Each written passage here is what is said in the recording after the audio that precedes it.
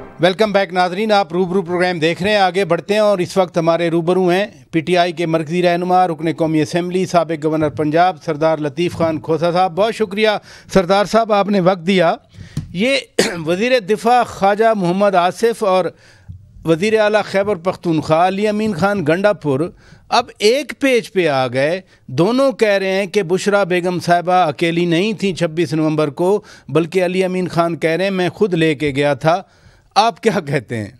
देखिए, इससे कोई फर्क नहीं पड़ता है, इसलिए कि बिल्कुल गंडापुर ने उन्हें प्रोटेक्ट करके उसके बाद उन्हें जो है वहां से गिद्धों के हाथों से जो है गिरफ्तार होना और उनको जो है या बगैर मिसिंग पर्सन करना, वो उससे महफूज रखा।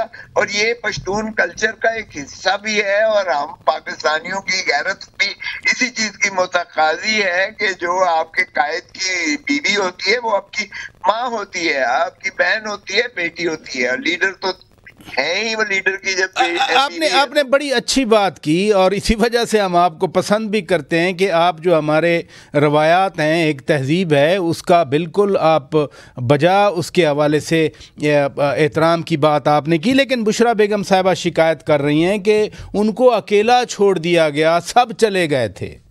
चले, वो जाहिर है कि वो इस वक्त दुखी है और बल्कि सारा जो है पीटीआई दुखी है, इसमें कोई शक नहीं है। मैं तो कहता हूँ सारा पाकिस्तान जो है गम में डूबा हुआ है। जिस तरह से कत्ल गारत करी हुई है, जो कुछ हुआ है कोई अच्छी बात नहीं है।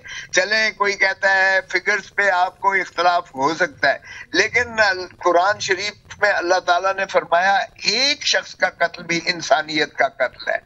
ये तो किसी को कोई नहीं है ना, कोई गोली नहीं चली है। सरदार साहब, इसमें देखे ना, मामलात अब भी तो वैसे के वैसे हैं। मसलन अब खान साहब ने 14 दिसंबर के बाद सिविल नाफरमानी की तहरीक की बात की है।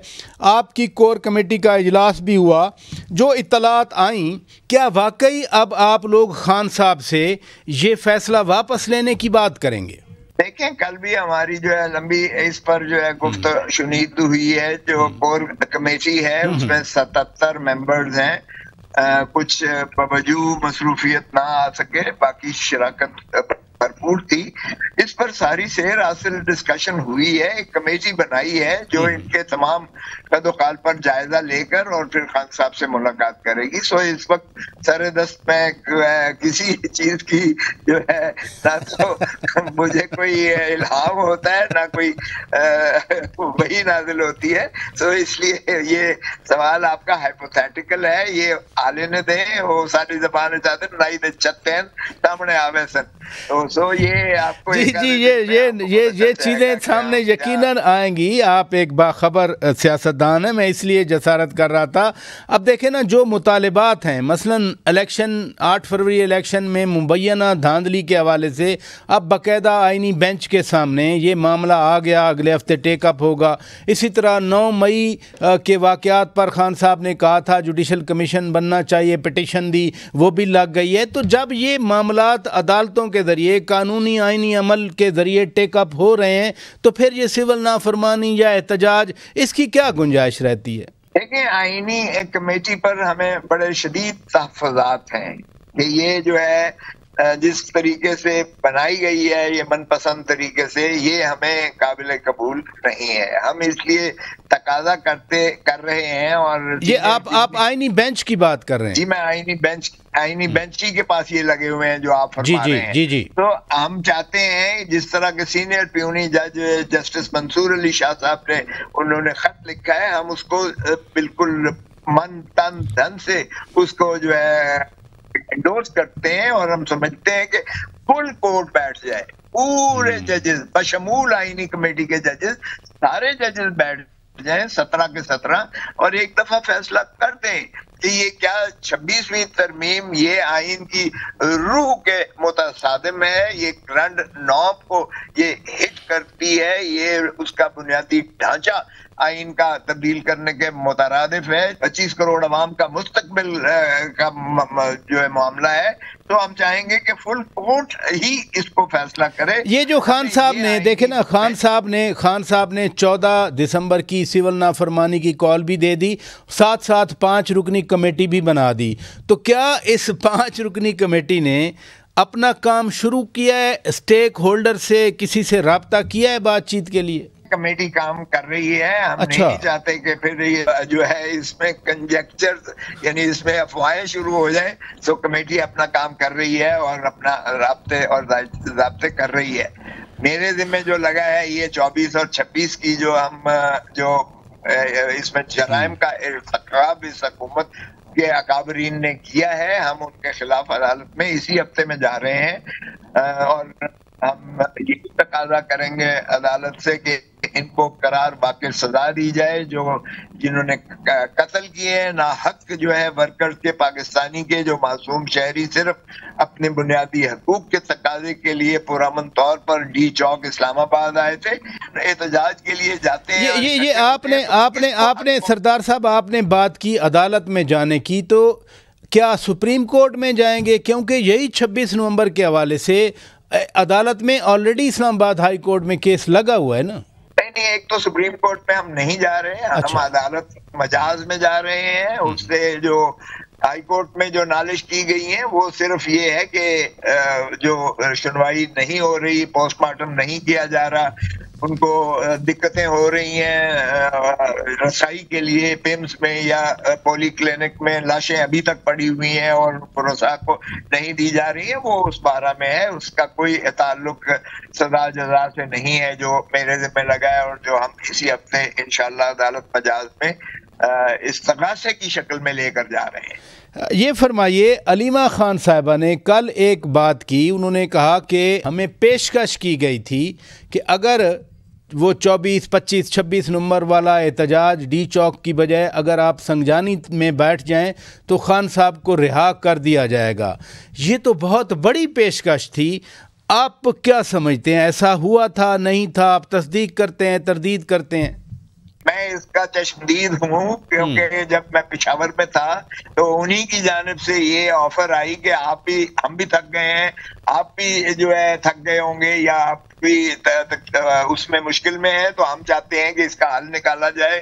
تو پہلے گڈ ول کے طور پر ہم عمران خان کو ریلیز کرتے ہیں 20 دنوں کے اندر باقی معاملات جو ہے بیٹھ کر ٹیبل پر طے کر لیں گے ہم بیٹھ کر.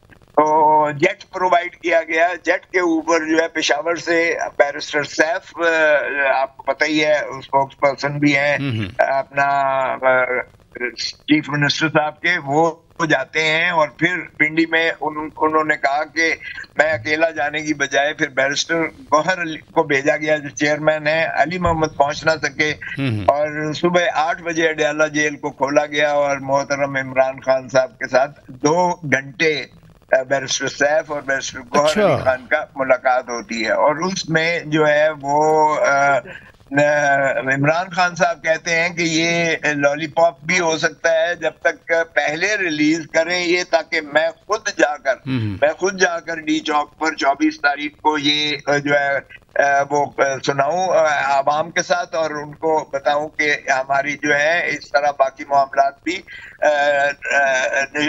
گفت و شنید کے ذریعے طے کرنے کا جو ہے عزم ہر جانب سے دکھایا گیا ہے، اس لیے وہ آگے پروسیڈ کریں گے. تو یہ جب ہوا اس بات پر یہ نہ مانے کہ جی یہ پہلے ریلیز والی بات پر نہ مانے، اور پھر یہ ہوا کہ دوبارہ ایک ملاقات کی گئی اور اس ملاقات میں یہ بات آئی کہ ٹھیک ہے سنجانی آپ بیٹھ جائیں جب تک عمران خان کو ریلیز نہیں ہوتا، آپ 2 دن 4 دن جتنے دن بھی ہے ریلیز کرنے میں، تاکہ اس کے بعد ہی بے شک آپ وہاں اس دھرنے کو یا اس پروٹیسٹ کو جو ہے مؤخر کریں.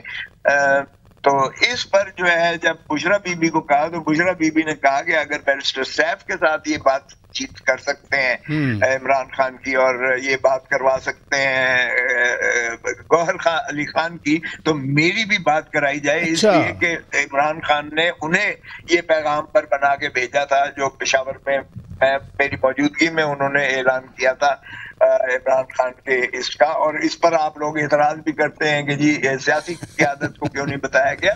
سیاسی قیادت گئی تھی وہاں اور ان کو ہائی کورٹ کے آرڈر کے باوجود ملنے نہیں دیا گیا تھا، بلکہ انہیں گرفتار کر لیا گیا تھا جیل کے باہر سے، آپ کو یاد ہوگا، اور پھر 3-4 گھنٹے کے بعد انہیں रिलीज मुखलिसी मिली थी। तो इसलिए ये पैगाम बुशरा बीबी को दिया था इमरान खान ने, क्योंकि उनको रसाई थी, वो हमराही मुल्ज़िम होने की हैसियत से वो इमरान खान के साथ की थी और जाहिर है उनकी, तो उन्होंने कहा कि हमारा प्रेशर इतना है कि अब ये इसको रेजिस्ट नहीं कर सकते। अच्छा। जो भी है ये हुआ, तो इस पर उन्होंने इनकार कर दिया, बुशरा बीबी की बात करवाने से इनकार कर दिया।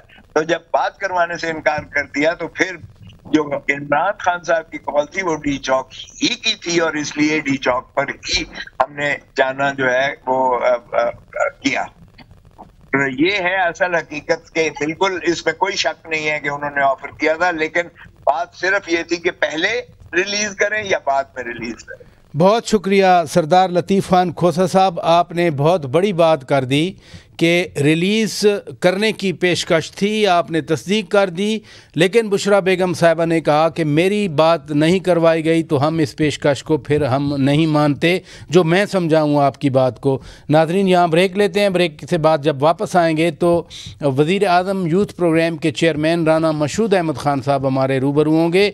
यूथ प्रोग्राम वो चला रहे हैं, फ़ंड वो दे रहे हैं, और PTI दावा करती है कि यूथ हमारे साथ है। मैं ज़रूर उनके सामने ये सवाल रखूँगा। Stay with us.